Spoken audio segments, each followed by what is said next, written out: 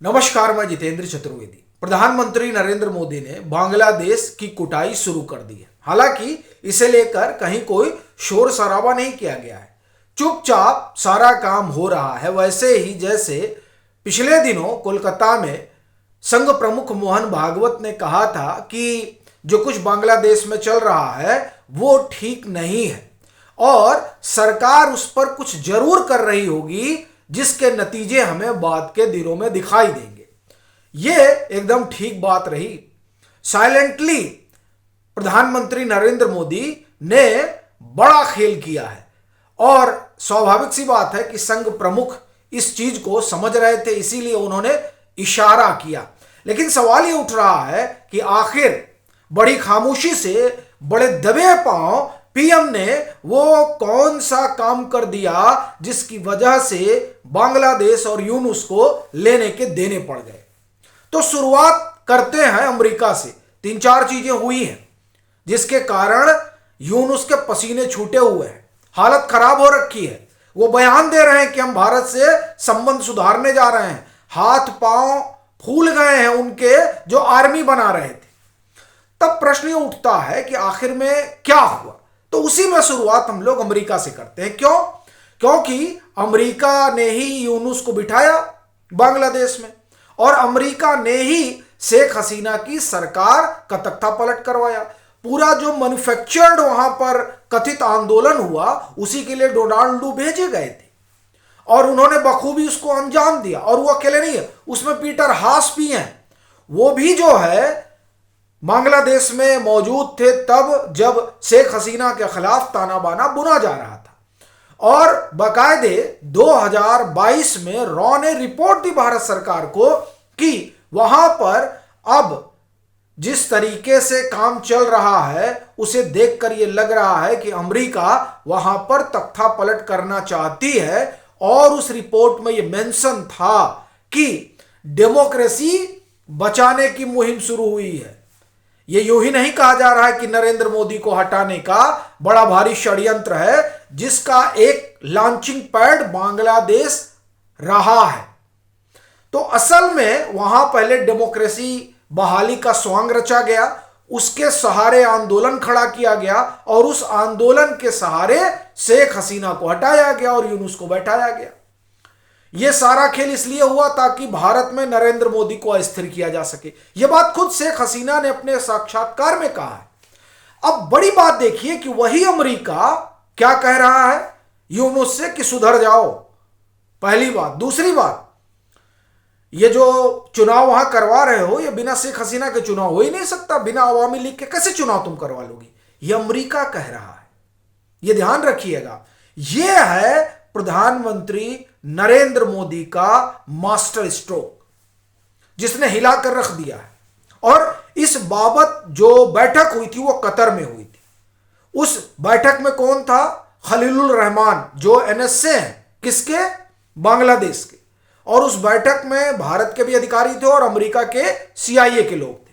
वहां यह तय हुआ था। आप में से बहुत लोग कहेंगे कि यह खबर कहां थी, तो नॉर्थ ईस्ट न्यूज पर जाकर खोजिएगा, आपको यह खबर मिल जाएगी। एक बात मैंने सोर्स भी आपको बता दिया। तो वहां यह तय हुआ था और वो जो तय हुआ था उसी लिहाज से चीजें आगे बढ़ रही हैं और उसी की बानगी है कि अमेरिका ने यूनुस को धमकाया है कि आवामी लीग को चुनाव में आना चाहिए, उसकी हिस्सेदारी तय होनी चाहिए। यही प्रधानमंत्री नरेंद्र मोदी की सबसे बड़ी मुहिम थी कि शेख हसीना की वापसी हो। और इसी बाबत एस जयशंकर ने कहा था कि शेख हसीना तय करेंगी कि उन्हें बांग्लादेश कब जाना है। इस तरह से भारत ने सीधा संकेत और संदेश दिया था कि शेख हसीना बांग्लादेश तब जाएंगी जब बांग्लादेश का जो अगुवा है अभी वो इस बात के लिए तैयार होगा कि वहां पर आवामी लीग चुनाव लड़ेगी। अब उसके लिए यूएस का प्रेशर शुरू हो गया है और रूस ने तो सीधे सीधे धमका दिया है कि 1971 भूल गए। 1971 याद नहीं है? याद नहीं है तो याद कर लो क्या हुआ था 1971 में। बांग्लादेश तब बना था, पाकिस्तान बटा था। जो रवैया है अगर तुम्हारा यही रहा और भारत से तुम ऐसे ही दुश्मनी निकालते रहे तो फिर वही होगा। क्या? बांग्लादेश इस बार टूटेगा, यानी 1971 दोहराया जाएगा अगर नहीं सुधर गए तो, रूस कह रहा है। यह बहुत बड़ी बात है। इसी बीच तारिक रहमान जो खालिदा जिया के पुत्र हैं और बीएनपी के आप एक तरह से कहें कि सर्वे सर्वा, उनकी वापसी हो रही है। और हो क्या रही है, वो आ गए। अब आप एक बड़ी चीज देखिए, यह डिप्लोमेसी में बहुत बड़ा संकेत है। अभी जब खालिदा जिया का स्वास्थ्य खराब था तब पीएम ने खुद जो है खालिदा जिया के स्वास्थ्य की जानकारी ली और कहा कि किसी भी तरह की मदद हो तो वो भारत करने के लिए तैयार है ताकि खालिदा जिया स्वस्थ हो जाए। वहीं से दरअसल एक कवायद शुरू हुई थी और वो सीधा पीएम की तरफ से कि अगर ये आवामी लीग को नहीं जाने देते हैं, आवामी लीग के लिए रास्ते नहीं खोलते हैं, तो आवामी लीग और बीएनपी एक साथ हो जाए, माने उनका वोटर उधर चला जाए। और यानी जो वहां पर यूनुस चाहता है और जो कट्टरपंथी ताकतें चाहती है वो ना हो। तारिक रहमान 17-18 साल बाद बांग्लादेश लौट कर आ रहे हैं। यह बहुत बड़ी बात है। यह वापसी यूं ही नहीं हो रही है। इस वापसी के पीछे का सीधा कारण है लोकतंत्र की बहाली। और लोकतंत्र की बहाली के लिए सबसे ज्यादा कौन लड़ रहा है? भारत, नरेंद्र मोदी। इसीलिए उन्होंने खालिदा जिया से भी बात की, रूस आकर सीधे सीधे खड़ा हो गया और अब अमेरिका भी जो है उस मुहिम में भारत के साथ खड़ा है कि नहीं, लोकतंत्र बहाल होना चाहिए। और उसी में देखिए अब आगे कहानी क्या बढ़ रही है, किस तरीके से यूनुस की हालत खराब हो रखी है।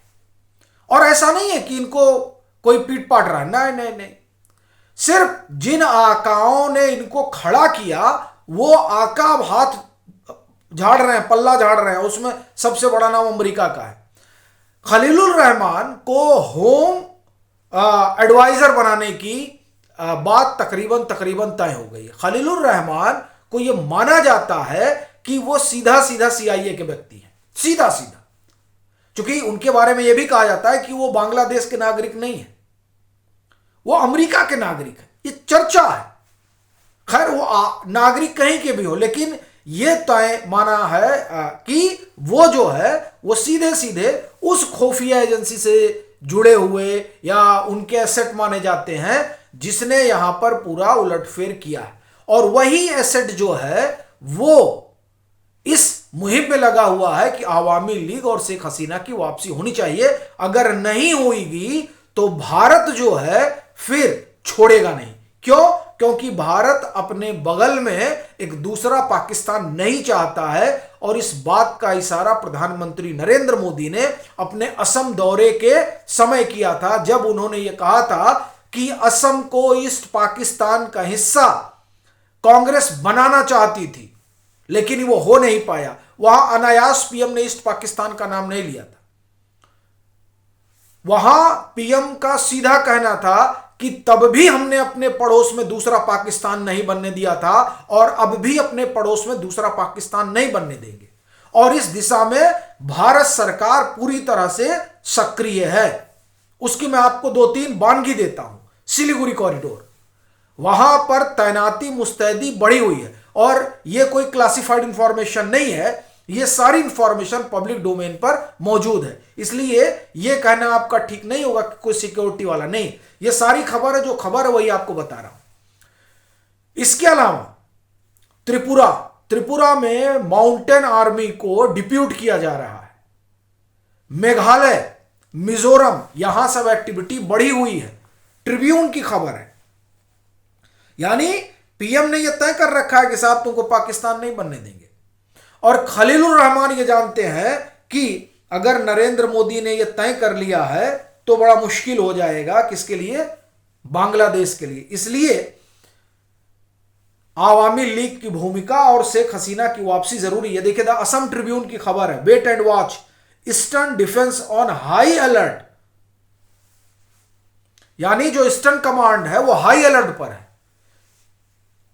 लेफ्टिनेंट जनरल आरसी तिवारी लगातार दौरा कर रहे हैं। सीमाओं पर।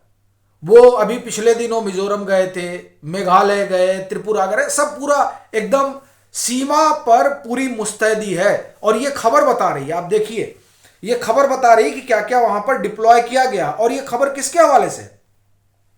Defence PRO of the eastern air command described the stories as routine. क्या क्या है? On Tuesday morning 4 Chinook helicopter and several Mi-17 flew southeast of Meghalaya.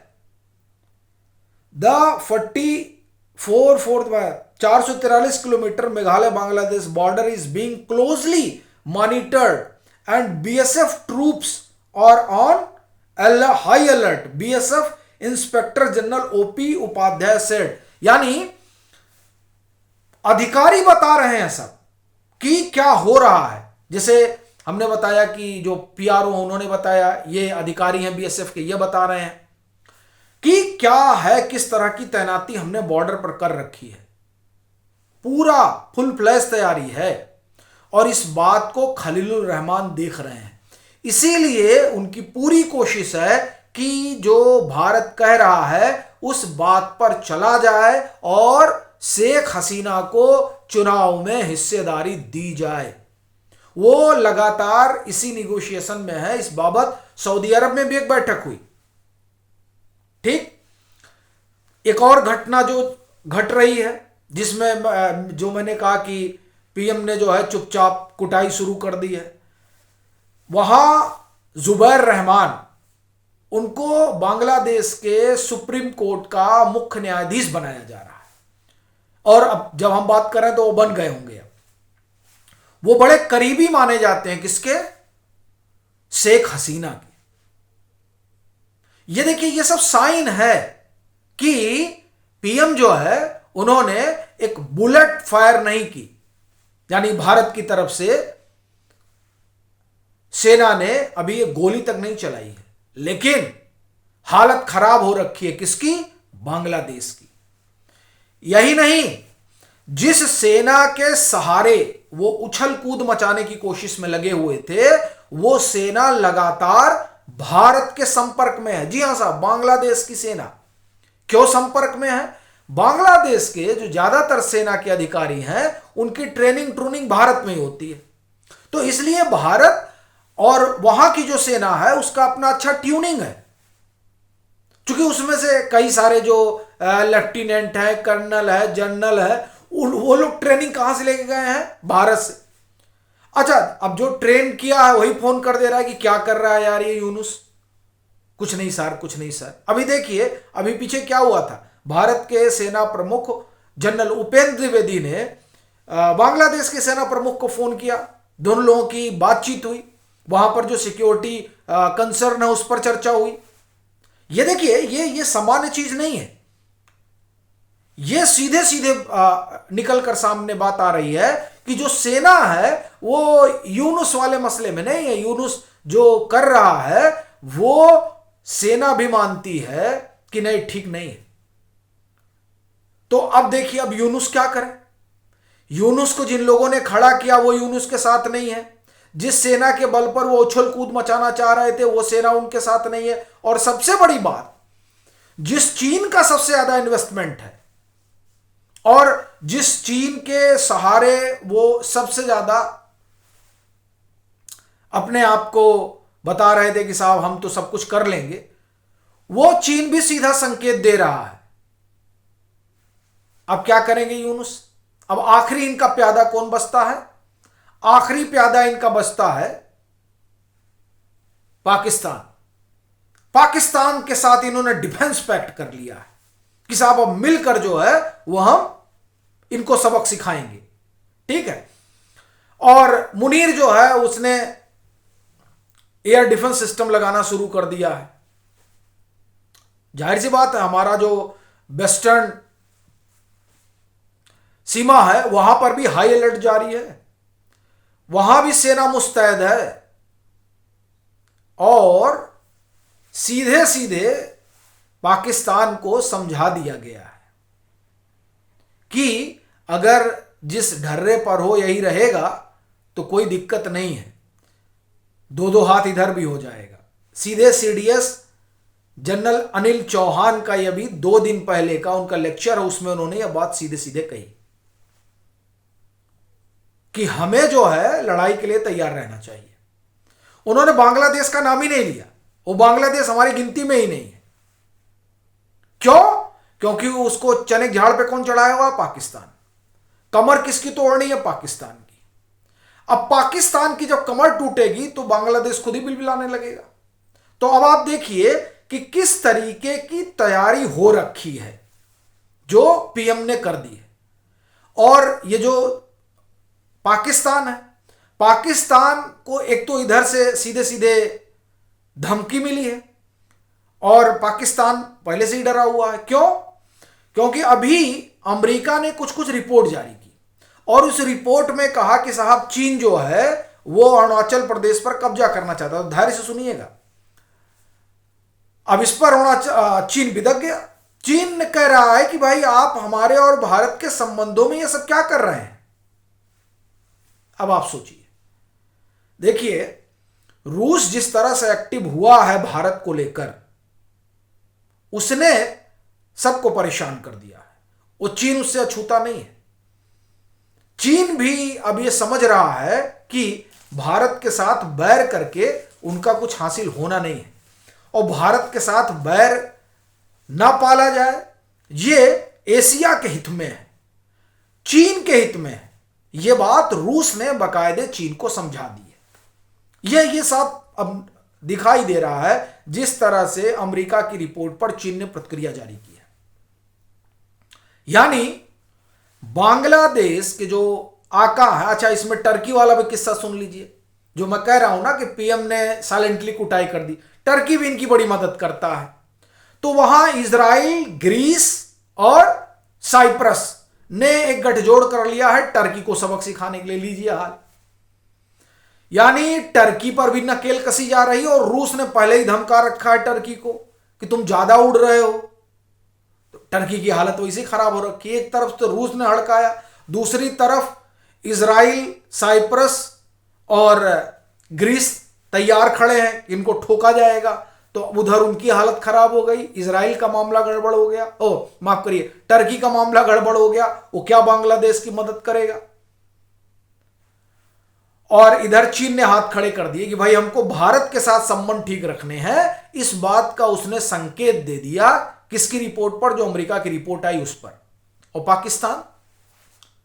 Pakistan तो आतंकवाद की आरामगाह है, तो भारत भी पीटेगा और उसमें उसके साथ रसिया और इजराइल खड़ा है। तो कुल मिलाकर कहानी बांग्लादेश के लिए अब गड़बड़ हो गई है। जो लोग मदद करते थे उन लोगों के भी पर कतरे गए और जिसके सहारे बांग्लादेश में डेमोक्रेसी स्थापित हो सकती थी वो तमाम कवायद शुरू हो चुकी है भारत की पहल पर। तो यह है पूरा किस्सा कि कैसे साइलेंटली कूट दिया गया। बाकी आपकी अपनी क्या राय है जरूर साझा करिएगा।